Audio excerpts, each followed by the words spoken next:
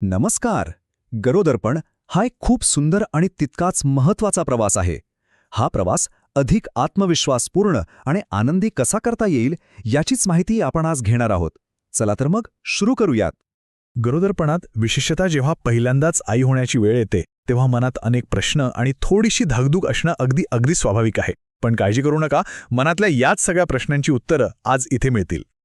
खरं तर गरोदरपण म्हणजे फक्त एक वैद्यकीय प्रक्रिया नाहीये, तर तो एका नव्या जीवाच्या आगमनाचा आणि एका स्त्रीच्या आत बाहेर होणाऱ्या बदलांचा एक विलक्षण प्रवास आहे. या काळात आपलं शरीर, हॉर्मोन्स आणि आपल्या भावना या सगळ्यामध्ये मोठे बदल घडतात. आणि म्हणूनच योग्य माहितीच्या आधारे स्वतःची काळजी घेणं खूप महत्त्वाचं ठरतं. चला तर मग या प्रवासाच्या अगदी पहिल्या टप्प्याकडे वळूया, म्हणजे आपलं शरीर आपल्याला सुरुवातीला कोणते संकेत देतं हे ओळखूया. गरोदरपणाची सुरुवात अनेकदा काही संकेतांनी होते. सगळ्यात सामान्य लक्षण म्हणजे पाळी चुकणं. यासोबतच सकाळी सकाळी जाणवणारी मळमळ, ज्याला आपण मॉर्निंग सिकनेस म्हणतो, ती दिवसा कधीही होऊ शकते. शरीरात होणाऱ्या बदलांमुळे नेहमीपेक्षा जास्त थकवा जाणवतो आणि हार्मोन्समुळे कधी एकदम चिडचिड होते तर कधी अचानक रडू येतं.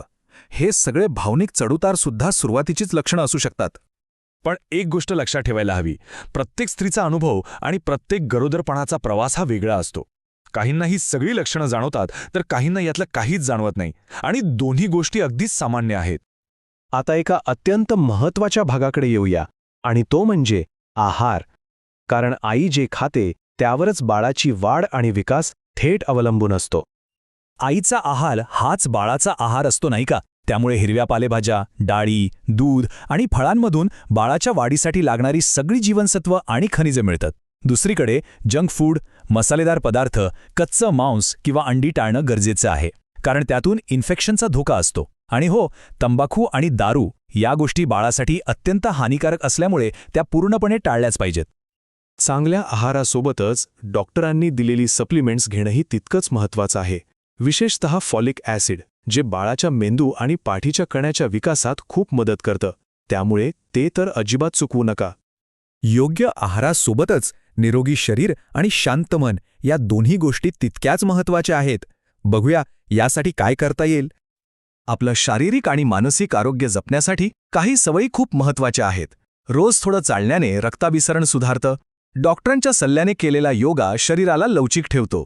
पुरेशी झोप आणि तणावमुक्त राहणं हे तर आई आणि बाळ दोघांच्याही आरोग्यासाठी आवश्यक आहे.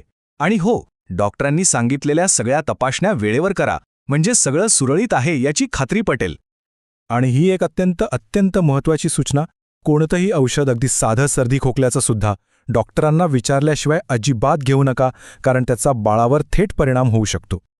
आता आपण काही महत्त्वाच्या लक्षणांबद्दल बोलूया, ज्यांच्याकडे दुर्लक्ष करून चालणार नाही. ही माहिती असणं तुम्हाला आणि तुमच्या बाळाला सुरक्षित ठेवण्यासाठी मदत करेल.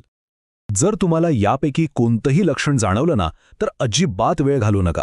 रक्तस्राव होणं, पोटात असह्य वेदना होणं, खूप जास्त चक्कर येणं, बाळाची हालचाल अचानक कमी झाल्यासारखी वाटणं किंवा हातपायांवर खूप सूज येणं, असं काहीही दिसल्यास लगेच तुमच्या डॉक्टरांशी संपर्क साधा किंवा जवळच्या हॉस्पिटलमध्ये जा.